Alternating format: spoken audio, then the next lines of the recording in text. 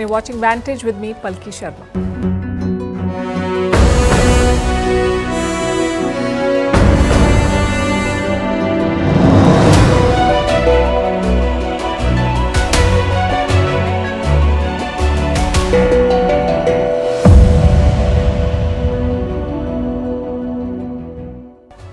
Bangladesh is on the boil again. Troops have been deployed after reports of fresh clashes. College students are protesting, newspapers are being forced shut, and the unelected leader Mohammad Yunus, who has been in office for 100 days, is asking for more time. We'll bring you the latest. There's unrest on India's western border too. Tens of thousands of Imran Khan's supporters are marching towards Islamabad. They're responding to his quote-unquote final call to protest against the establishment. In Russia, Yemen's Houthi rebels have been brought to fight Ukraine as Putin deploys new weapons and new tactics. Where is the war heading? Why does Donald Trump want to fire trans people from the US Army? Do they compromise military readiness? What do experts say about this? Will Elon Musk buy a news channel now? A post on social media has triggered a lot of speculation. All about the IPL auction and how the league helps Indian cricket. Why the Vice President of the Philippines has threatened to assassinate the President. Why Amazon workers in 20 countries plan to go on strike. Why India is leading a protest against the COP29 climate deal. How the earth is tilting and why it is bad news. All this and more coming up. The headlines first. Israeli Prime Minister approves a ceasefire deal with Hezbollah in principle. But Benjamin Netanyahu still has reservations about some parts of the agreement. Any truce deal will also need to be approved by the Israeli cabinet. This comes as Israel and Iran-backed Hezbollah continue to trade fire. Iran's supreme leader demands the death sentence for Netanyahu. It's in response to the International Criminal Court's arrest warrant against the Israeli Prime Minister. Khamenei says arresting Netanyahu is not enough. He accuses Israel of committing war crimes in Gaza and Lebanon. Olaf Scholz is named by his party as its candidate for the snap election. The elections will be held in February. The embattled chancellor is facing a tough fight to win a second term. In opinion poll, Scholz's party is languishing at around 15%. The opposition Conservatives are way ahead with 33%. In Myanmar, a major ethnic rebel group says it is ready for talks with the junta. The aim is to end more than a year of renewed fighting. The conflict has ravaged areas along Myanmar's border with China. In September, the rebel groups had rejected the junta's invitation to start talks. A US senator who is critical of China is visiting Taiwan. The Democratic senator has spoken out against China's human rights record. Visits to Taiwan by foreign politicians often anger Beijing, which claims that the self-ruled island is part of its territory. The US is Taiwan's most important ally and its biggest supplier of weapons. And Team India create history in Australia, crushed the hosts by 295 runs in the opening test in Perth. The Jasprit Bumrah-led side wrapped up the contest with a day to spare. This is India's biggest ever win in terms of runs on Australian soil in test matches.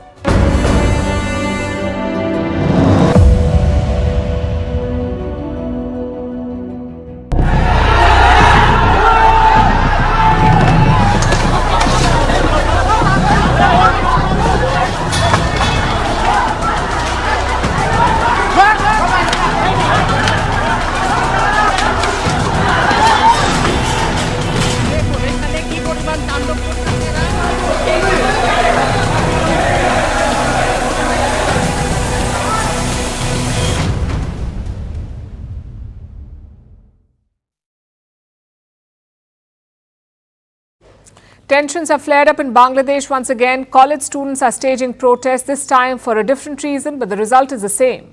Chaos has returned to the streets of Dhaka. Take a look at this.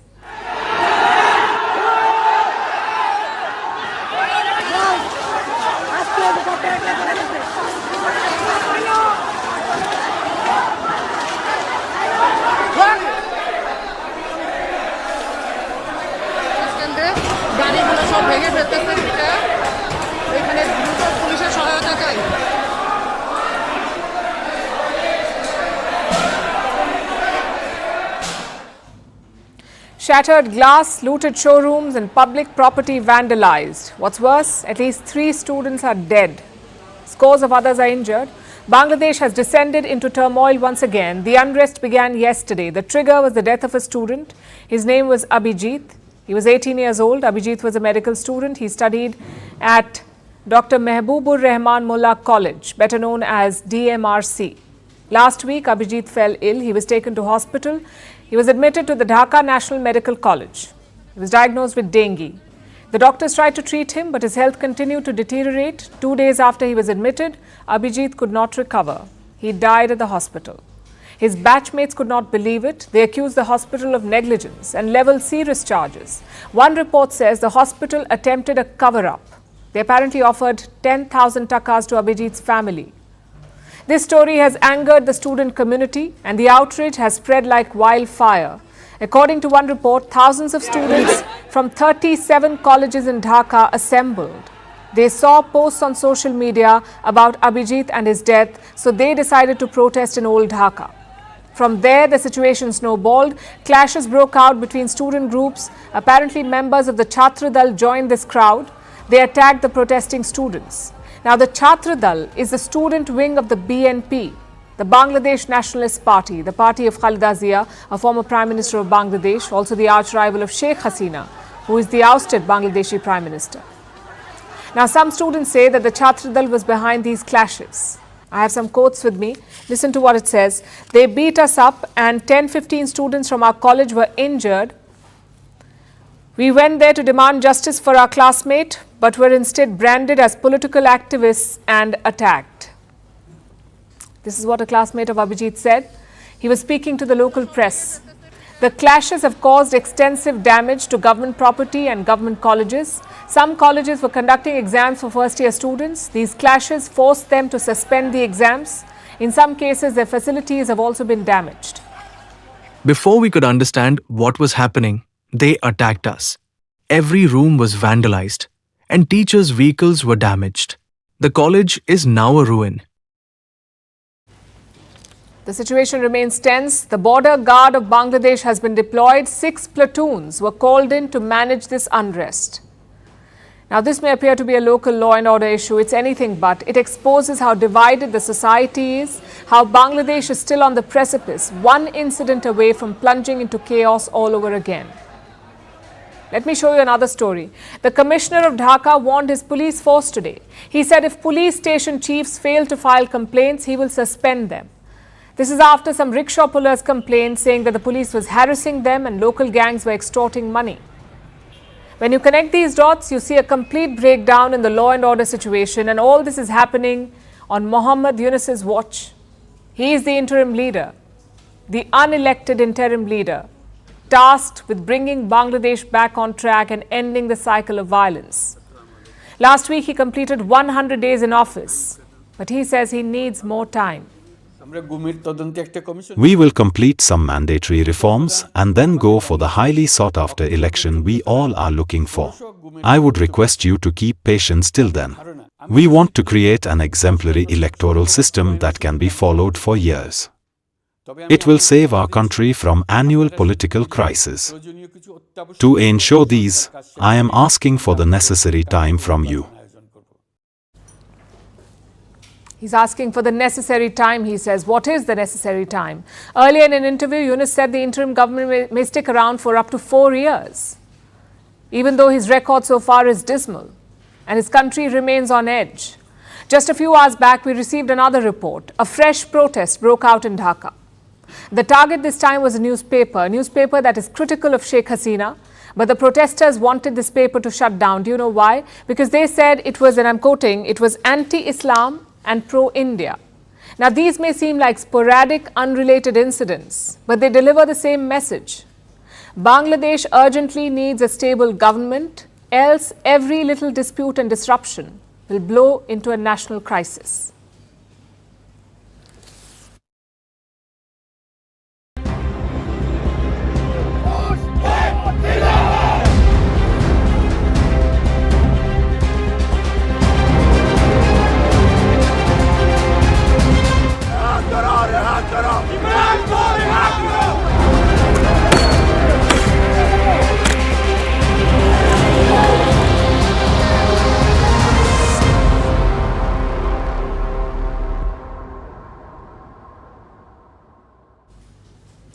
Now we turn to Pakistan, where a massive protest is underway. Thousands have taken to the streets. They are marching from all corners of the country and making their way to the capital, Islamabad. The protest has been organized by the PTI, the Pakistan Tehreek-e-Insaf Party. It is the party of former Prime Minister Imran Khan. So it is the PTI and Imran Khan's supporters who are protesting. They're moving in large convoys. They took off yesterday on November 24th. They're traveling from all over Pakistan. But the biggest convoy is from Khyber Pakhtunkhwa. It is reportedly 2 kilometers long. Thousands of people are part of this group, including Imran Khan's wife, Bushra Bibi. Khan के हुक्म पे 24 नवंबर से नहत्ती अवाम रुकावटें हटाती हुई इस्लामाबाद पहुंच रही है। जो अभी तक नहीं निकले वो अपने और अपने मुल्क के मुस्तकबिल के लिए इस्लामाबाद पहुंचे, क्योंकि ये आपके मुल्क के मुस्तकबिल का सवाल है। The convoy from Khyber Pakhtunkhwa is inching towards D Chowk. What is D Chowk? It's the spot right outside Pakistan's Parliament building. That is where they plan to end their march and begin a sit-in protest. The Pakistani authorities are doing everything they can to stop them. They have blocked major roads with cargo containers. They have banned large gatherings and processions in Pakistan's Punjab province. Thousands of people have been arrested for violating these orders. This includes at least 5 parliamentarians. The police have also been trying to push the protesters back. They have fired tear gas, trying to stop their advance. But the convoys came prepared. The one from Khyber Pakhtunkhwa is carrying industrial-size fans to blow away the tear gas. The protesters have been clashing with the police, pelting stones and forcing them to retreat. The scenes resemble a war zone. Take a look at this.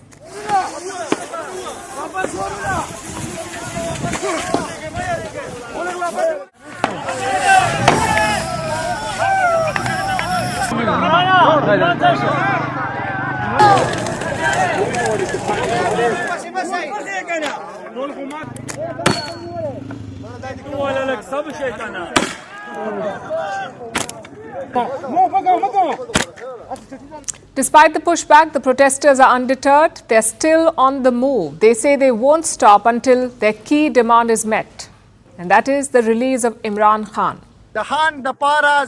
Our lives are ready for Khan. The call given to us by Khan is a final call, and we are here. We will continue our protest and won't leave until Khan is freed. We will not go back until we see Khan here. So our protest will not end.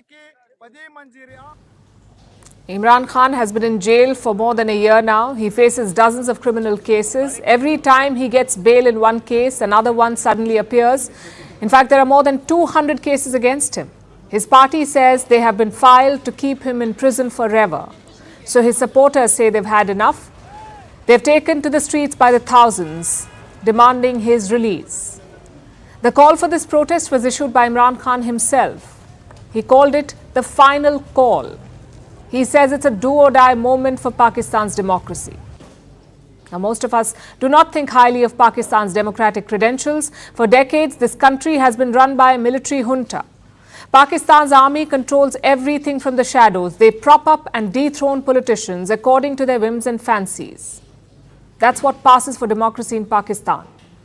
Imran Khan too was once propped up by the army, but then they fell out. His supporters say he stood up to the army and he's being punished for it, which is why they're marching for him. Pakistan's government, on the other hand, has called them miscreants. It says Imran Khan supporters just want to cause mayhem, especially whenever a foreign dignitary comes to the country. Islamabad, as we speak, is hosting the president of Belarus, Alexander Lukashenko. Lukashenko is on a 3-day visit to Pakistan, so the protesters are likely to enter Islamabad while he is still in town. And this won't be a first. The PTI tried to protest last month as well, when Pakistan was hosting the SCO summit, the Shanghai Cooperation Organization summit. You see the pattern. The PTI plans protests to coincide with foreign visits. The strategy is to get international media coverage. It's usually quite successful, but despite this coverage, their main demand has not been met. Imran Khan is still languishing in jail. It's been more than 1 year, no matter how many protests he's called for. He says this one is a final call. But will he succeed this time? Will his supporters finally force the hand of the Pakistani establishment? It's a long shot, but we'll track this for you.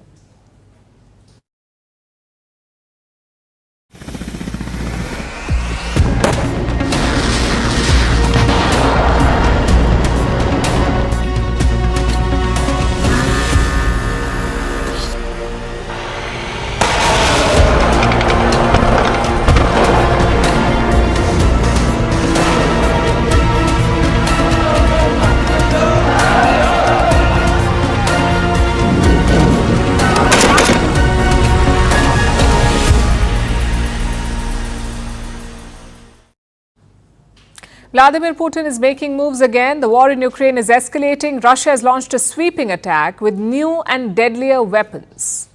And the Russian president is blaming the West for this escalation. As we have repeatedly emphasized, the regional conflict in Ukraine provoked by the West has acquired elements of a global character. The war is expanding. That is the message from Putin. But what triggered this new phase of hostilities? Last week, Joe Biden made a major concession to Ukraine. He allowed them to use long-range weapons against Russia. After the US, other Western powers followed suit. France and the UK also gave their approval. And Ukraine wasted no time after that. It struck a Russian weapons depot last week using Western long-range missiles. Putin responded by launching a new hypersonic missile at Ukraine. Now, this is a brand new weapon, never used before. The missile is called Oreshnik. It means the hazel. Putin says this new weapon is unbeatable. Because there are no means to counteract such weapons today. The missiles attack targets at a speed of 10 Machs. This is 2.5 to 3 kilometers per second. The modern air defense systems in the world and the anti-missile defenses created by the Americans in Europe do not intercept such missiles. This is excluded.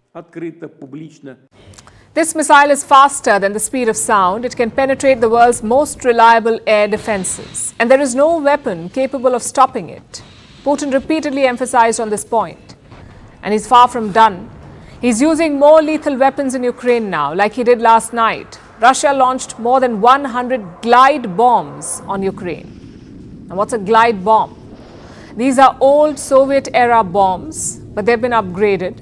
Russia has installed a satellite navigation system, rudders, and pop-out wings on these bombs. So when they're dropped on a plane, these bombs don't simply fall, they glide towards their target, and they hit them with precision. Each bomb weighs between 500 to 3,000 kilos, which makes them extremely powerful. Russia has been using these bombs for a few months now. More than 1,000 glide bombs have been dropped on Ukraine so far. So obviously, Zelensky is raising concerns. He says Ukraine is defenseless against these new Russian weapons. Beyond words, action is needed. And in particular, on my instructions, the Minister of Defense of Ukraine is already holding meetings with our partners on new air defense systems. The kind of systems that can protect lives from new risks. So Zelensky wants more military aid now. His new demand is this: advanced air defenses. That's what he wants. And frankly, this has become an endless cycle. With every escalation, Ukraine makes new demands. A few months ago, Kiev wanted long-range strike capabilities. It had missiles from the West, but it did not have the permission. They were not allowed to use long-range missiles for attacks against Russia. That changed last week when Biden relented. And this capability to use long-range weapons was supposed to act as a deterrent. It was meant to stop Russian aggression, but it hasn't. Instead, the plan has backfired. Not only has it failed to shift the momentum on the battlefield, it has also exposed the gaps in Ukraine's defenses.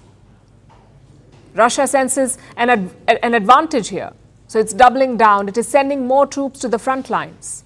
Russia is bringing in mercenaries from Yemen now. Reports say hundreds of Yemeni men have been recruited to fight for Russia against Ukraine. These are believed to be Houthi rebels. They have been promised lucrative salaries and even Russian citizenship to join the war against Ukraine. And this fits a pattern too. Russia has been ramping up military recruitment through attractive job offers like this one. Reports say Putin is now promising debt relief to new recruits.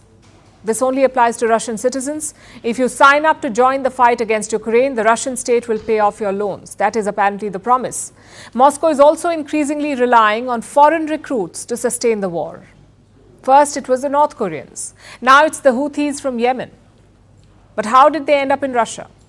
According to one claim, Moscow began recruiting from Yemen way back in July. The first recruits began arriving in Russia in September. Now, all of them are trained, not all of them are trained soldiers, in fact. Some are experienced fighters, but most others have no military training at all. So how did they end up on the battlefield? Apparently, they were duped. They were promised jobs in areas like security and engineering, but when they reached Russia, they were sent to the front lines. And this is not a unique case. Such stories have been coming out of Russia for a while now. Something similar, in fact, happened to Indian citizens as well. New Delhi raised this with Moscow. Prime Minister Modi personally discussed this with the Russian president. This was in July when he visited Russia for summit talks. Modi asked for the return of Indian citizens who unwittingly ended up in the war. And in the months that followed, most of them were brought back to India. But now the situation in Ukraine is worsening. Looks like the war will intensify before it ends, and it will have casualties not limited to Russia and Ukraine.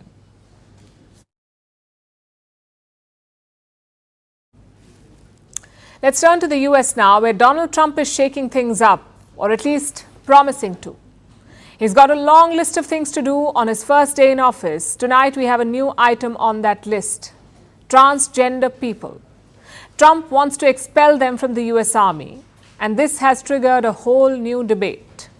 Reports say that Donald Trump will sign an executive order on day one in office. He will ask the Pentagon, which is their defense ministry, to fire all trans workers. And how many is that? Around 15,000. He wants to fire 15,000 trans workers from the US military. Frankly, it's on brand for Trump. In his first term in office, he banned transgenders from joining the US Army. Later, Joe Biden reversed that ban.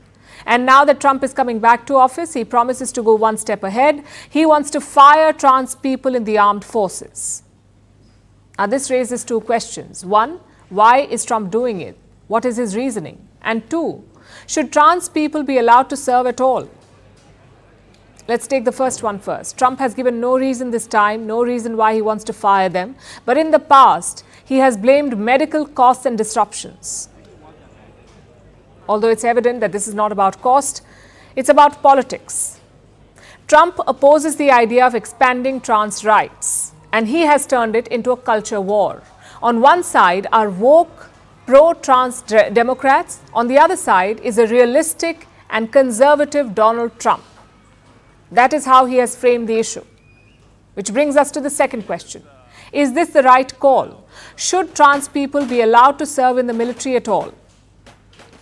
Again, there are two factors to consider. Number one is the strategic impact. Will trans recruits affect the efficiency of the military? And number two is the social impact. Will this affect harmony in the ranks? Will it divert attention from other urgent issues? Let's look at both these factors. In 2017, when Donald Trump banned the entry of trans people into the army, there was a lot of scrutiny and debate. His top general opposed the ban. He said joining the ranks cannot be about identity, it's about standards. If you meet those standards, you're fit to serve, irrespective of your gender. Listen to what he said. In my view, we're a standards-based military, as you point out, and we're concerned about the deployability and the effectiveness of any of the service members. And so if you meet the medical, the behavioral health, the conduct standards and the physical standards, et cetera, then it's my view that you should be welcomed in. And I don't believe there's anything inherent in anyone's identity to prevent them from serving in the military. It's about standards, not an identity. It's not about identity, it's about standards, is what he said, and he wasn't alone in saying this. 56 retired admirals and generals opposed that ban. They asked Donald Trump to reverse it. So these generals say that having trans people in the army does not compromise it strategically. Then we come to the medical side of it. In 2015, the American Medical Association joined this debate. They said trans people should not be banned from the army. They said it was based on bad science. That's the medical view. Now let's talk about the next factor, which is the social impact. Transgenders are a vulnerable community. Yes, most democracies and rule books protect them, but societies are less welcoming. Much like militaries, societies are set in their ways. So recruiting trans people into the army would be a major shift. It may encourage the society to accept them. Having said all of this, we must admit some realities. Only 19 militaries in the world recruit trans people. That's 19 out of more than 200. And India is not one of them. Trans and gay people are not allowed to serve in the Indian military, but officials are discussing some changes. Last year, they started looking at employment opportunities for trans people. This may not be in combat or officer roles, though. Either way, the fact is that this remains a niche debate. It is limited to progressive democracies with rule of law. The rest of the world does not care. Plus, this is a big change for a rigid institution. Most militaries have decades of traditions and beliefs. Right or wrong, they exist. Changing them will never be easy. Expect the system to fight back, just like it did while recruiting women into the ranks. In the last century, most countries did not like the idea. Only men were allowed in combat roles. And today, around 16 countries recruit women. Even the Indian Air Force has women pilots. Has this shift destroyed the military's foundation? Has it made countries less safe? Clearly not. So the bottom line is this: any decision on the military must be based on facts. It must be based on medical and strategic facts. It cannot be based on opinion, and certainly not on political convenience. And this is an important debate. Doctors, politicians, military experts and officers, all of them should be part of it. But most importantly, science and strategy should be part of it, not culture wars and bigotry.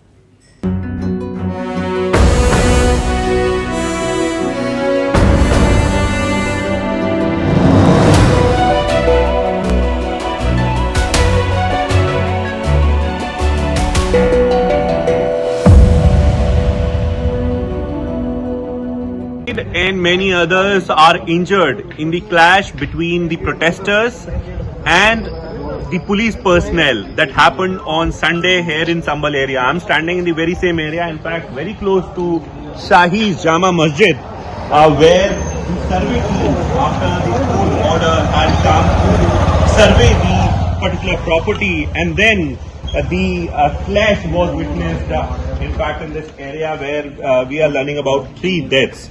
As of now, the situation is peaceful, and in fact, I am trying to show you the visuals where you are seeing the heavy deployment of UP police. Since morning, senior officers of UP police as well as the district administration are visiting the particular spot, and they are somewhere trying to maintain peace and harmony of the area. Senior people of the area, had a meeting. In fact, the peace committee meeting happened yesterday, and it was made very clear by UP police that whosoever will be involved in any sort of activity will not be spared. At least 20 people have been detained, and we are learning that police as of now is investigating as to if it was a larger conspiracy. They are also checking the mobile phones of those who are detained to see if it was a pre-planned thing or it was a sudden mobilization. In fact, this was the same route where this clash broke out yesterday, and in fact we have seen the videos on social media, and we know the kind of things that happened. But as of now, as precautionary measure, administration has banned the mobile internet services here in this particular area. These shops are closed, but we have been told that there is no restriction on shops. In fact, on Monday, it is the general practice in this particular area that people generally don't open their shops. As of now, it has been made very clear that the area is peaceful, and whosoever will try to disturb the peace and harmony of this area will not be spared.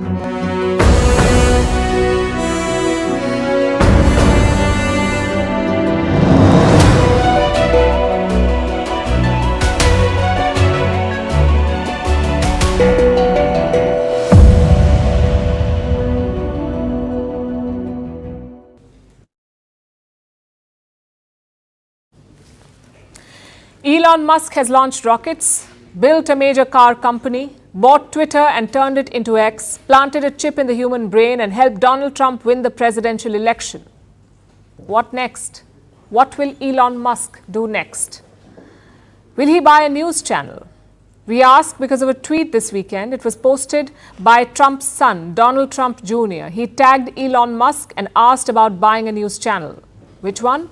MSNBC, the liberal news network known for its anti-Trump stance. Musk replied with one question: how much does it cost? Now, it may sound like social media banter, but this is exactly how he bought Twitter 2 years ago. Needless to say, it has triggered speculation. So can and will Elon Musk buy MSNBC? Our next report tells you. In 2017, Elon Musk tweeted, "I love Twitter." So a follower commented, "You must buy it." The Tesla CEO promptly replied, "How much is it?" 5 years later, Musk bought Twitter for a record $44 billion. Will he do the same with MSNBC now? Well, that's the question on everyone's mind. It started with a random post on X. It said that Comcast was looking to sell MSNBC. Donald Trump's son tagged Musk on that post, saying, "I have the funniest idea ever." Musk replied, "How much does it cost?" Similar to his tweet in 2017. It didn't stop at just that. Joe Rogan too commented on this. He said he wanted to replace Rachel Maddow if Musk bought MSNBC. Musk replied with a simple deal. But was this in jest, or does Musk actually want to buy MSNBC? Let's look at the network first. MSNBC was established in 1996. It was a joint venture between NBC and Microsoft. As years progressed, Microsoft divested its stakes.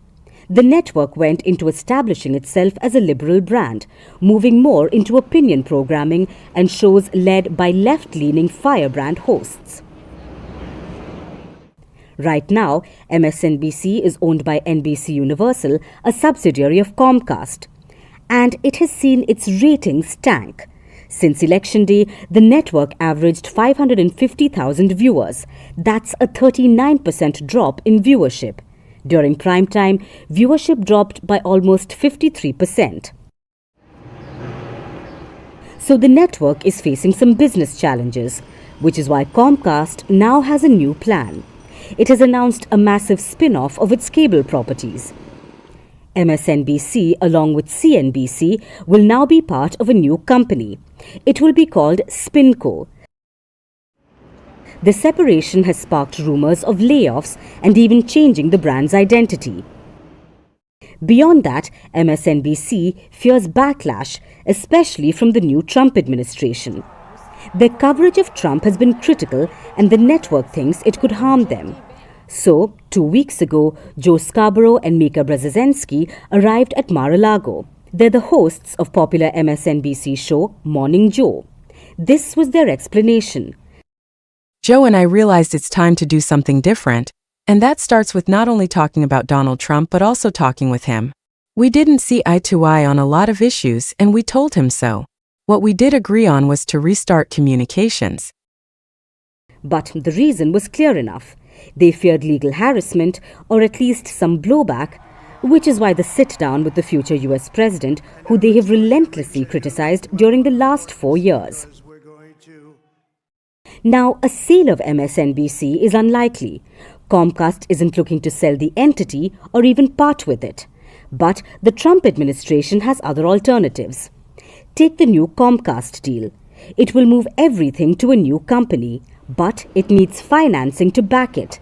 That could mean two things. Either it would sell an existing entity or partner up with another company.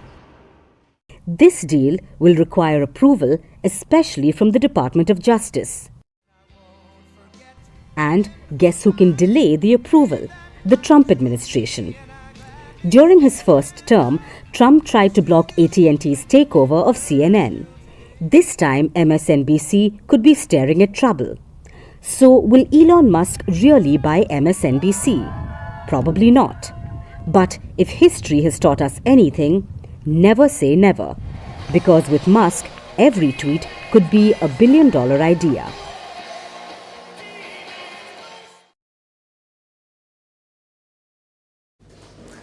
The IPL auctions are underway in Jeddah.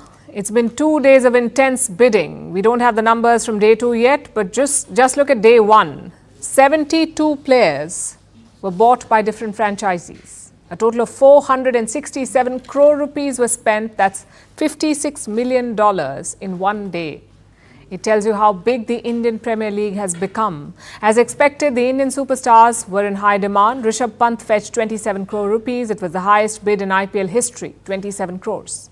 Shreyas Iyer was sold for 26.7 crore rupees. Venkatesh Iyer, 23.7 crores.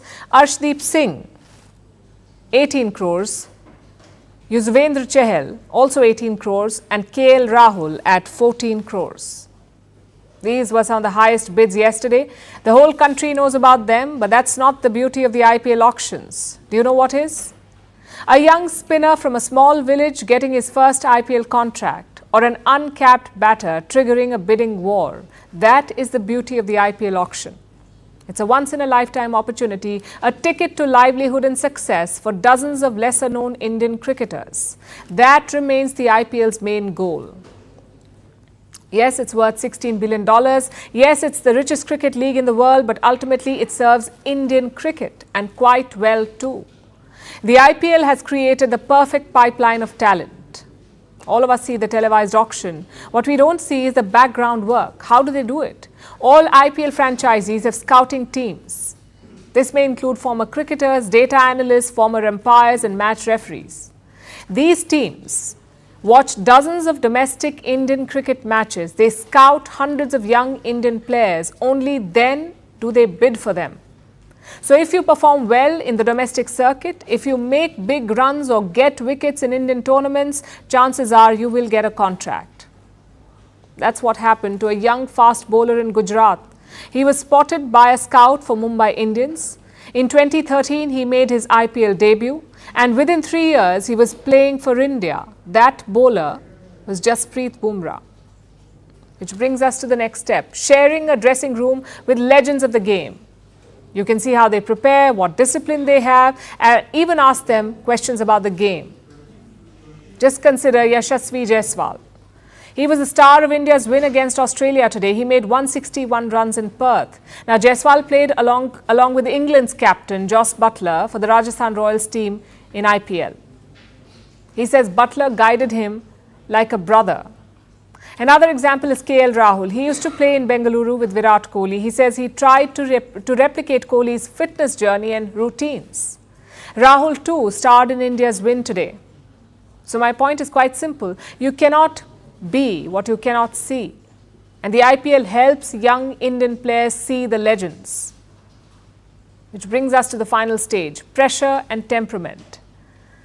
Being skilled and talented is important, yes, but you must display those skills under pressure. Enter sold-out IPL matches. Young players know the stadium is packed, they know millions of people are watching at home, so they learn to play under pressure. And by the time they are picked for the Indian team, they are ready to go. The big stadiums or the crowds do not intimidate them anymore, nor do overseas bowlers or batters. Why? Because they've already faced all of it in the IPL. I know a lot of cricket purists dismiss this tournament. They say it's too commercialized, that franchisees turn Indian fans against each other. But look at the upside. The IPL has turned India into the big boss of world cricket.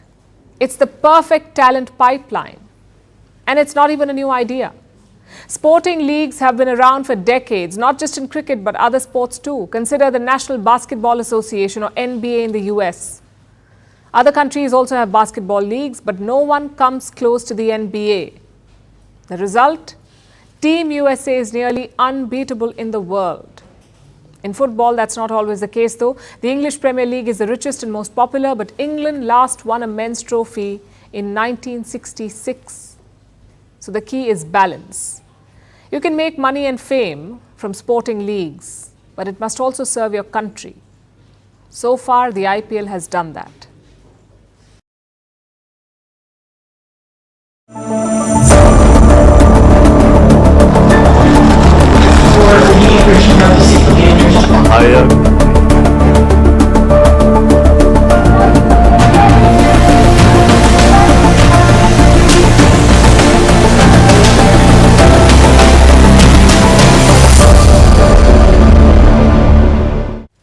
Our next story is from the Philippines. An assassination plot has alarmed the nation. The target is the president, Ferdinand Bongbong Marcos Jr.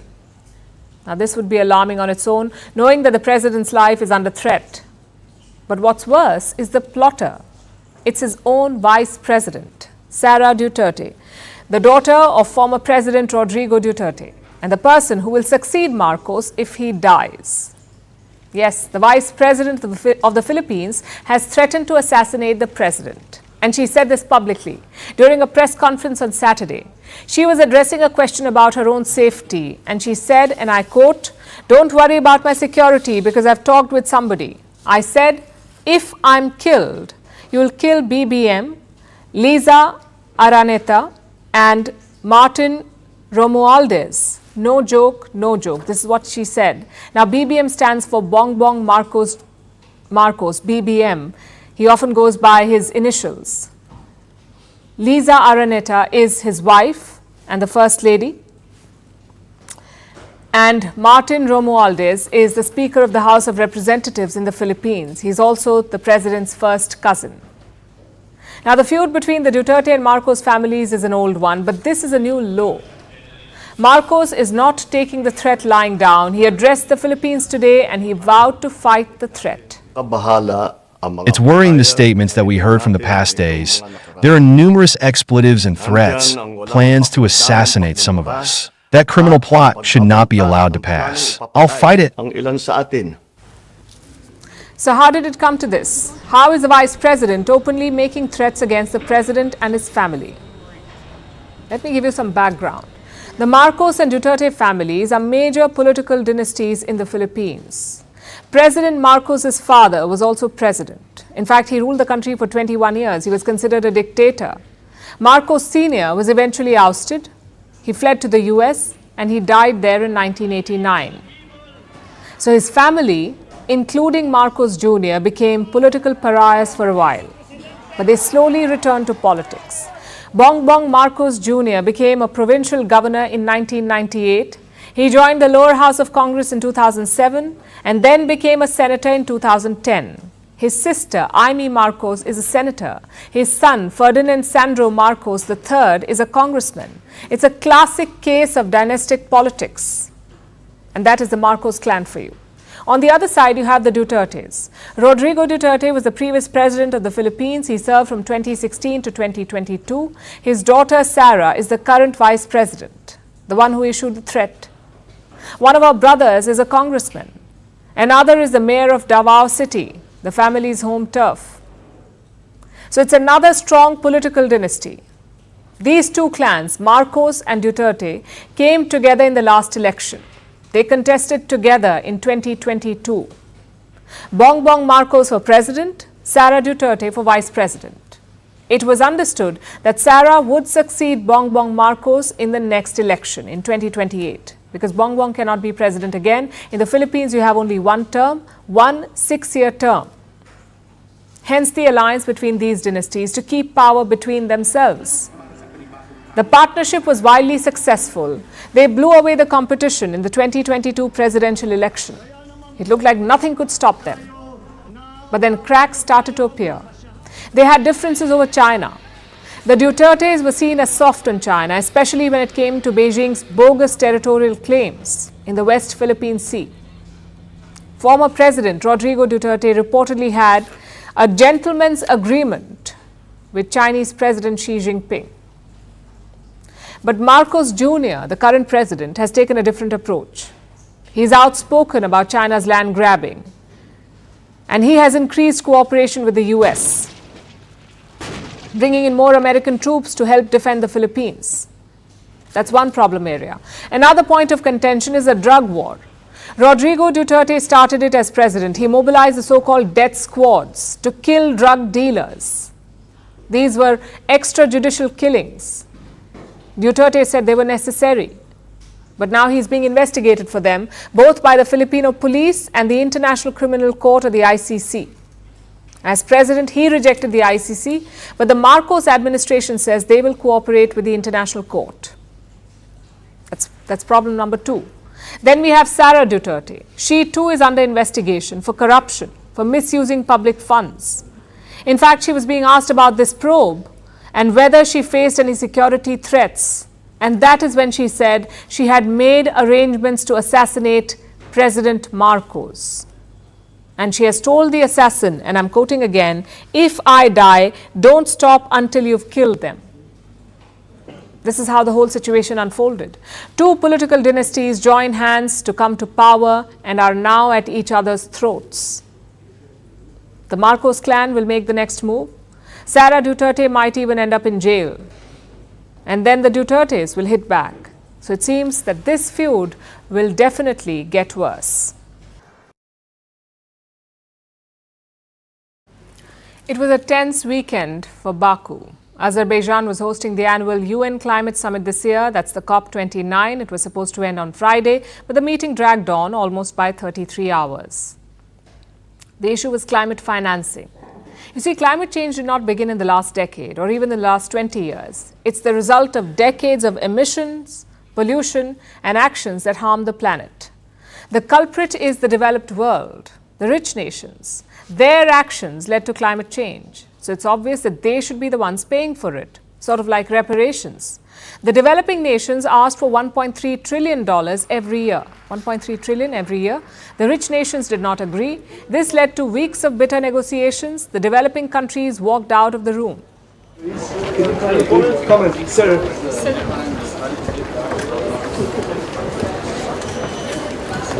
Sorry. Comments, anyone? As you can see,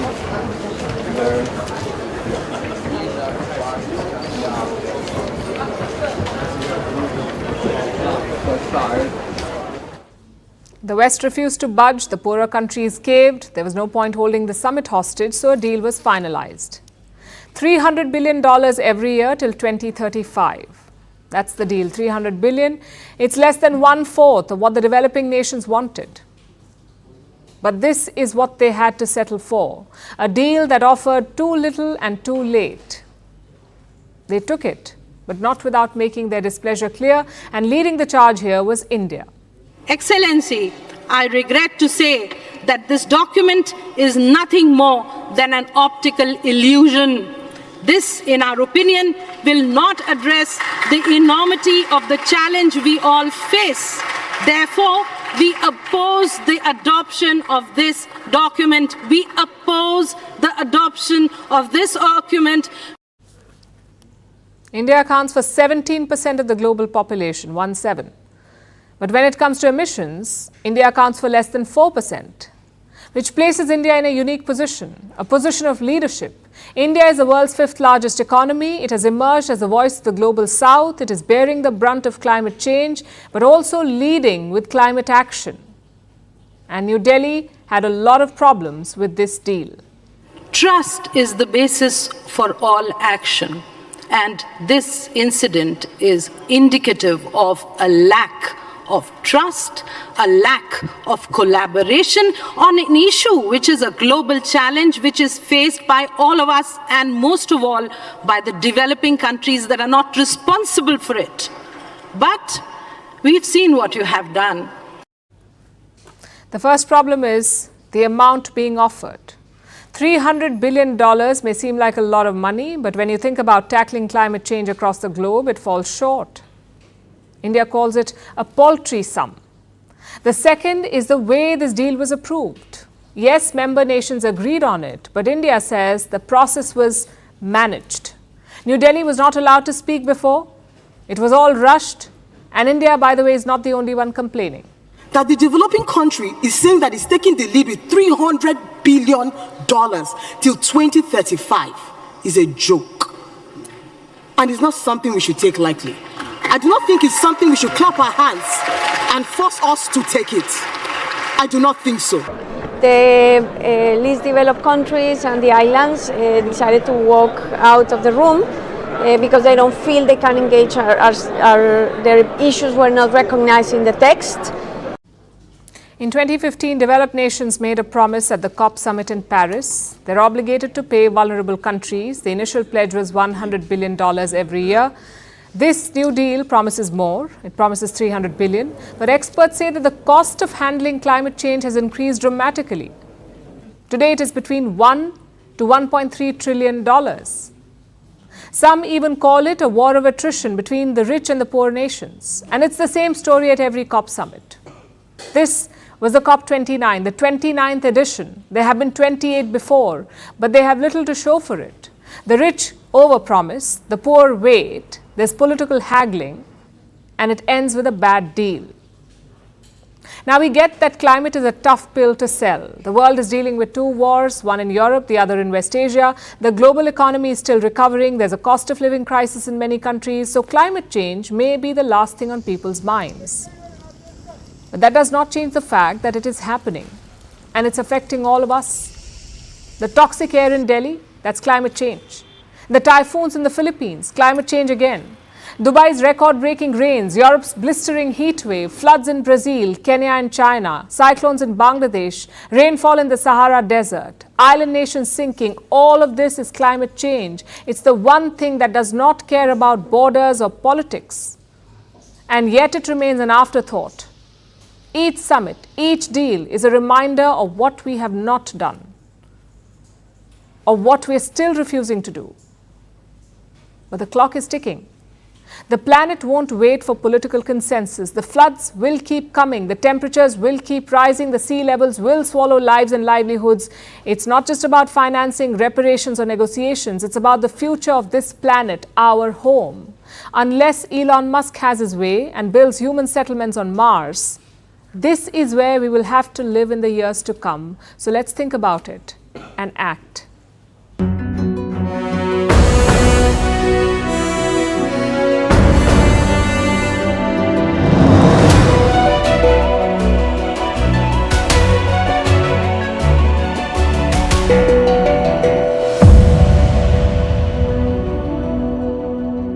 And many others are injured in the clash between the protesters and the police personnel that happened on Sunday here in Sambal area. I'm standing in the very same area, in fact very close to Shahi Jama Masjid, where the survey team after the court order had come to survey the particular property, and then the clash was witnessed in fact in this area where we are learning about 3 deaths.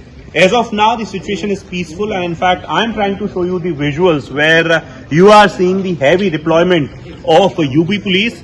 Since morning, senior officers of UP police as well as the district administration are visiting the particular spot, and they are somewhere trying to maintain peace and harmony of the area. Senior people of the area, had a meeting. In fact, the peace committee meeting happened yesterday, and it was made very clear by UP police that whosoever will be involved in any sort of activity will not be spared. At least 20 people have been detained, and we are learning that police as of now is investigating as to if it was a larger conspiracy.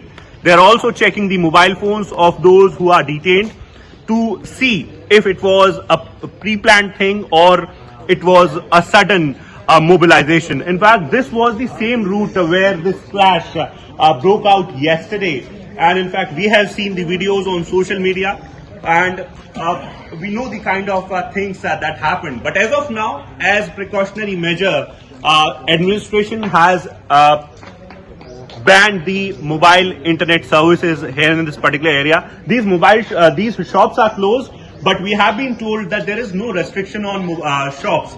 In fact, on Monday, it is the general practice in this particular area that people generally don't open their shops. As of now, it has been made very clear that the area is peaceful, and whosoever will try to disturb the peace and harmony of this area will not be spared. 3 people were killed and several others were injured after the protester clashed with UP police personnel here in Sambal area. I'm standing at the very same Shahi Jama Masjid, and you can see the police deployment as of now. The situation is peaceful as of now, and senior officials from UP police and in fact senior officers from the administration have been visiting the area, and in fact it has been made very clear that whosoever will be involved in any sort of activity like what happened on Sunday will not be spared. In fact, we have we have been learning that more than 20 people have been detained as of now, and in fact, the police is investigating as to if it was a part of larger conspiracy. As of now, Additional SP Amroha has gone inside, and you can see the police deployment. There, senior officers of the UP Police.